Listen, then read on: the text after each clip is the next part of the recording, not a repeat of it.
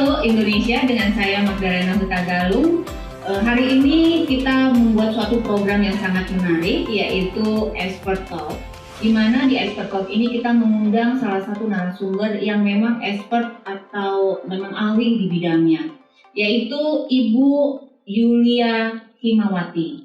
Beliau adalah salah seorang ketua umum Indonesia Spa Professional Association dan juga direktur dari Lembaga Sertifikasi Profesi Tirta Nirwana Indonesia.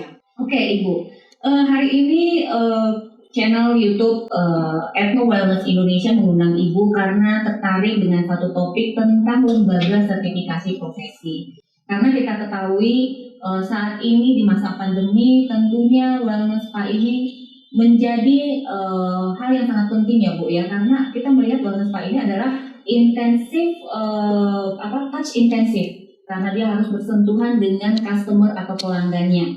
Nah, sedangkan di satu sisi berarti di sini ada profesional atau terapis yang dibutuhkan. Nah, ini bagaimana Bu kaitannya dengan lembaga sertifikasi profesi yang Ibu ketahui selama ini? Apa hubungannya, atau mungkin Ibu bisa sampaikan lembaga sertifikasi profesi itu sendiri apa sih Bu? Oke, baik. Lembaga sertifikasi profesi ya, itu dibutuhkan oleh semua lini, semua sektor yang bekerja, baik di bidang pariwisata maupun di bidang-bidang yang lain ya. Kita bicara tentang wellness tentu adalah bidangnya pariwisata. Pariwisata di dalamnya ada beragam macam kegiatan pariwisata, diantaranya adalah spa. Spa yang kita bicarakan di sini tentu adalah spa wellness. Wellness adalah untuk kesehatan, kebugaran, promotion, prevention, rehabilitation ya. Jadi beda dengan spa yang sifatnya hiburan. Itu di luar asosiasi kami. Oke, sorry Bu, kalau saya bisa potong, jadi di Indonesia saat ini ada spa wellness, ada spa bukan wellness, jadi Bu? Sebetulnya spa itu sendiri harusnya spa wellness, semua spa harusnya wellness ya.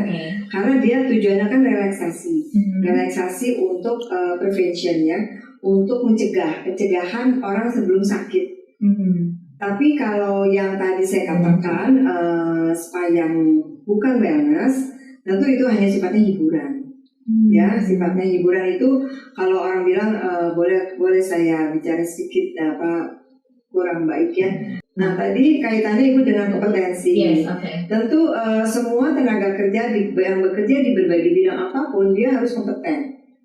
Nah, hal itu tentu menjadi tuntutan dalam dunia kerja sebagai SDM unggul. Harus menjadi tuntutan dari semua industri. Saya kira semua kalangan industri sekarang harus memiliki SDM yang unggul dan kompeten. Nah, kenapa itu harus unggul dan kompeten? Karena ada peraturannya juga pemerintah. Jadi kita nggak sembarang asal kita bikin lembaga sertifikasi kompetensi tanpa ada peraturan yang jelas. Karena seperti dari Undang-Undang Nomor 13 Tahun 2003 itu tentang ketenagakerjaan. Di situ ada bab 5 tentang pelatihan kerja misalnya. Di situ di mana diharapkan orang harus kompeten dalam bekerja dan sudah mengikuti pelatihan. Jadi nggak sembarang orang ikut uji kompetensi tanpa pelatihan juga. Harus dia mengikuti pelatihan-pelatihan dulu sehingga dia bisa mengikuti uji kompetensi. Nah, di dalam peraturan pemerintah yang lain juga yang terakhir adalah nomor 10 tahun 2018 itu tentang BNSP, Badan Nasional Sertifikasi Profesi. Nah, itu selalu diperbaharui itu beberapa tahun sekali karena disitulah dicantumkan BNSP bermitra bekerjasama dengan LSP, Lembaga Sertifikasi Profesi. Itu ada P1, P2, P3. P1 sifatnya internal, hanya khusus untuk sebuah perusahaan. Misalnya Mbak punya perusahaan, sekolah SMK katakanlah, mereka harus punya P1, punya pendidikan. Tidak hanya anak-anak itu kompeten setelah lulus punya jasa, tetapi dia juga harus ikut uji kompetensi lagi supaya dia siap diterima di dunia kerja. Yang itu tadi itu P1 untuk lingkup sekolah ya. Lalu ada lagi LSP P2. Itu lingkup perusahaan. Misalnya grup usaha, katakanlah sebuah usaha PT Toyota Astra katakanlah. Itu punya sertifikasi P2. Karena dia punya cabang banyak di seluruh Indonesia, dia harus melakukan uji kompetensi pada semua lini personal yang ada di perusahaan mereka. Nah, kalau yang LSPP 3 itu untuk industri tapi sifatnya umum. Oke. Umum khusus misalnya tapi tergantung sektornya ya. Misalnya LSPP 3 tentang SPA yang saya ketahui. SPA LSPP 3-nya tentu harus melalui beberapa pelatihan juga mereka. Tidak boleh dia mengikuti uji kompetensi tanpa dia ikut pelatihan-pelatihan terlebih dahulu. Dan untuk LSPP 3 yang dikeluarkan oleh BNSP, sertifikatnya harus dari kalangan industri. Ya, jadi orang yang tidak bekerja, maksudnya dia bukan bekerja di sebuah industri, tiba-tiba dia mau ikut uji kompetensi, itu juga tidak bisa. Nggak bisa. Karena dia bekerja di industri, karena dia harus direkomendasi oleh pihak pemberi kerjanya. Iya, of course, ya tentu. Jadi berarti untuk wellness spa ini di P3 ya? Iya, di P3 ya. Dan itu memang wajib sebaiknya ya? Wajib. Itu wajib diikuti oleh semua tenaga kerja, baik dari resepsionis, ya, dari terapis sampai ke spa manager. Oke.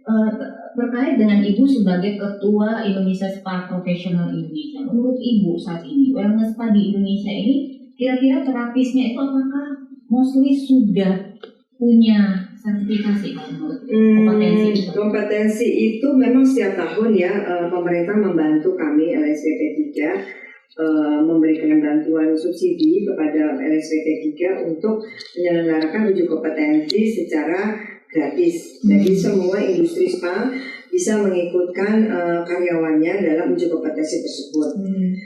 Namun ada juga yang bersifat mandiri. Jadi kan tidak selalu pemerintah yang harus membiayai.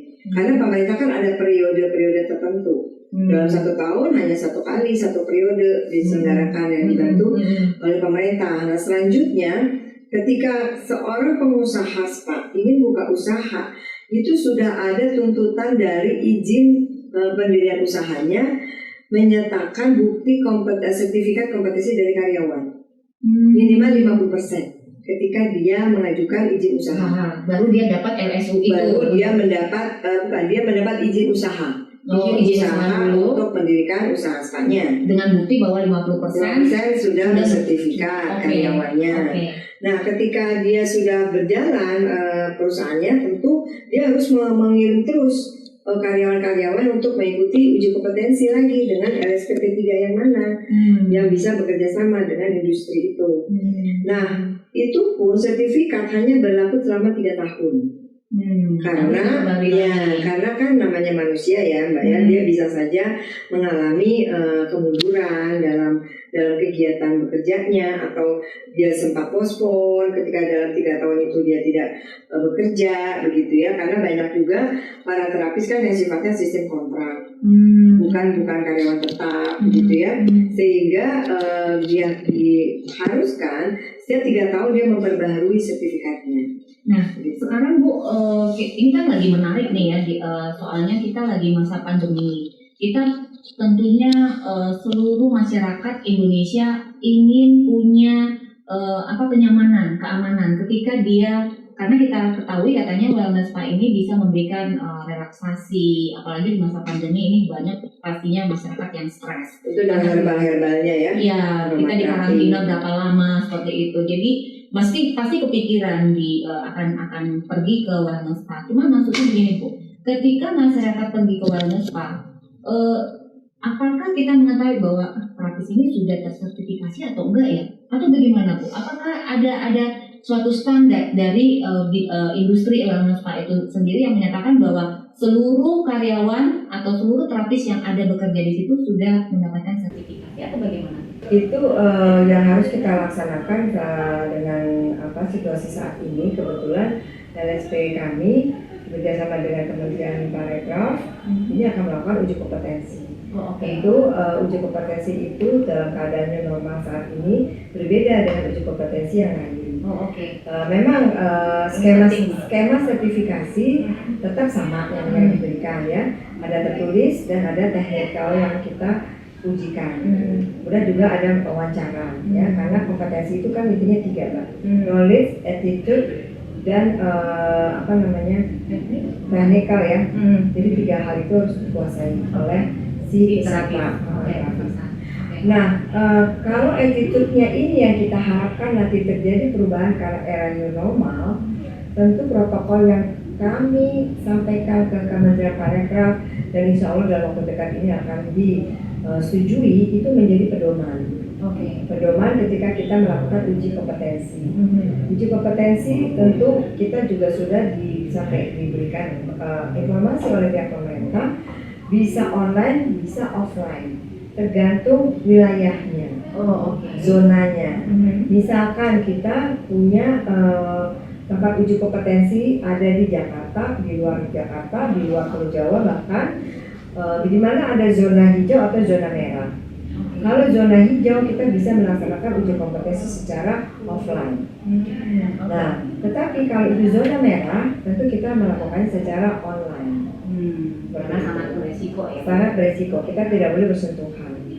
Saya ingin memberi semangat, tetap semangat kepada para pelaku usaha di bidang industri spa ini, karena memang pariwisata sektor yang paling terpuruk, ya, dengan adanya pandemi ini, sebab beberapa ketentuan, ya, dalam pandemi ini kan kita tidak boleh bersentuhan.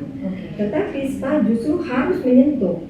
Nah, itu dilematis yang ada di dalam industri spa itu sendiri. Sekarang bagaimana sentuhan itu tetap dirasakan kenyamanannya ketika orang yang sudah rindu dengan jet treatment spa, tetapi dia tetap aman dalam segi kesehatan.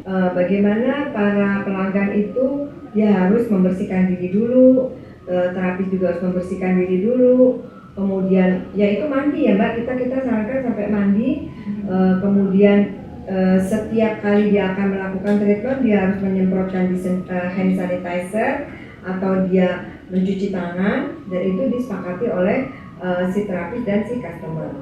Dan ketika dia menyentuh itu juga harus dibicarakan oleh pihak customer. Apakah dia ingin terapisnya menggunakan hand glove atau tidak, ya? Tetapi bisa saja dia menyatakan oke, tidak usah pakai, tapi Anda harus selalu mencuci tangan. Setiap kali kita kan tidak tahu siapa membawa virus siapa, antara pelanggan atau antara terapis. Dan sekarang kan ada OTG, ya, orang tanpa gejala. Walaupun ketika datang, nah itu yang pertama kali datang adalah cek suhu tubuh. Cek suhu tubuh kan di bawah 37 derajat Celcius, jadi diperkenankan masuk ke dalam ruang untuk perawatan itu. Nah, tetapi kadang kan sekarang yang bilang OTG itu orang bisa saja di bawah 37 pun ternyata dia pembawa carrier, kan.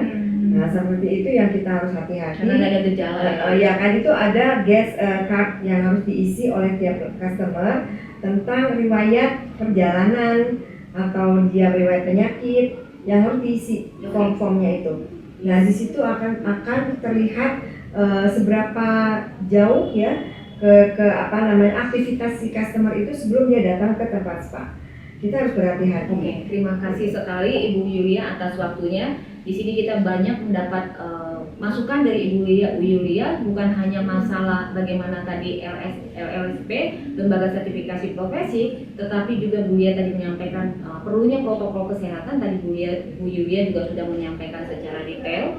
Jadi kalau misalnya bagi para masyarakat Indonesia yang sudah para pelaku usaha di Wellness Spa Indonesia, jika tertarik untuk menjajaki lebih jauh tentang LSP, Lembaga Sertifikasi Profesi, mungkin bisa menghubungi nomor yang ada di bawah ini, ya, Ibu. Nanti mungkin ini Ibu Yulia dan tim bisa mengarahkan apa yang harus dilakukan, sekaligus juga menjadi masukan buat para terapis juga mengerti apa yang harus dilakukan protokol kesehatan di wellness spa yang ada di masing-masing wilayah. Begitu, ya, Bu, ya? Baiklah, sekian pembicaraan kita dengan Expert Talk, yaitu Ibu Yulia Himawati. Sampai berjumpa, sampai ketemu dengan topik kita yang lain hanya di channel YouTube Ethno Wellness Indonesia. Sampai jumpa.